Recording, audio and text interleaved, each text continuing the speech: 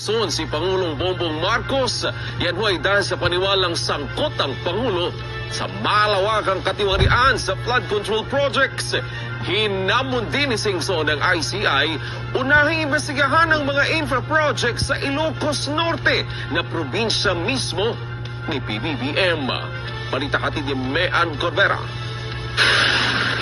If the President cannot face the truth and take responsibility for his failures, he must step aside for the sake of the nation.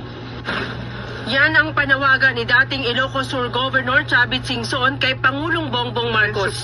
Ayon sa dating gobernador, dapat nang magbitiw si Pangulong BBM dahil hindi siya kumbinsidong wala itong kinalaman sa malawakang katiwalian sa flood control projects na nangyari sa ilalim ng kanyang administrasyon.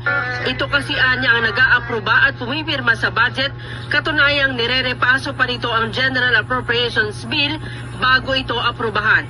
Who carries the ultimate responsibility? It is not the officials, not the engineers, not the contractors. It is the President who holds the power and the trust of the nation. Tinawag pa ni Singson na mahinang leader si PBBM na aniyay isinisisi sa iba ang nangyaring katiwalian para iligtas umano ang kanyang sarili. It is a failure of leadership at the very top. What our President is doing is shifting the blame to others to save himself. That, ladies and gentlemen, is called a weak leader. Naniniwala si Singson na ginawa umano ng administrasyon ang aniyay well-orchestrated corruption scheme at pinagsamantalahan ang pondo ng bayan para sa kanilang personal na interes habang ang mga kapwa Pilipino naghihirap sa mataas na bilihin at nagtitiis na lumulubog sa tubig baha. This flood control scandal is the biggest corruption scheme I have witnessed in my entire life, having seen 8 presidents lead this nation. This is an obvious, well-orchestrated scheme created by this administration to exploit the country's national budget for personal gain.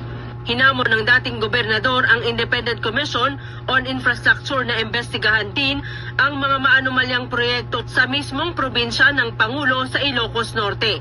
Marami anyang questionableng proyekto sa kanyang probinsya na dapat unahing busisiin ng ICI dahil ang mga kontraktor doon ay mga pamilya Diskaya at mga kumpanyang ang Pangulo mismo ang pumili. I challenge you, Mr. President, to order your so-called independent body, the ICI, to begin this probe in your own province of Ilocos Norte. Prove credibility first before diverting blame to others.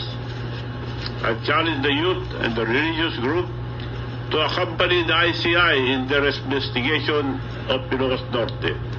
I urge the public to call out the engineers and contractors in Ilocos Norte to stop protecting the mastermind.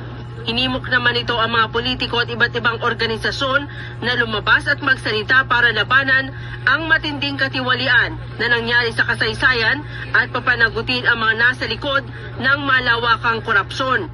A voluntary resignation would not be a humiliation. It would be an act of dignity, a rare moment of courage that could still restore trust in our institution. Every peso diverted and every project that doesn't exist is not just a waste. It is a loss of life, loss of security, loss of dignity. Ang ilan nating kababayan sinusuportahan ang mungkahing resignation ng Pangulo. Nangihinayang raw sila na ipinagkatiwala ang kanilang boto noon kay Pangulong Bongbong Marcos. Kasi yung presidente daw, siguro alam niya yung nangyayari. Yung mga korupsyon na nangyayari sa bansa natin.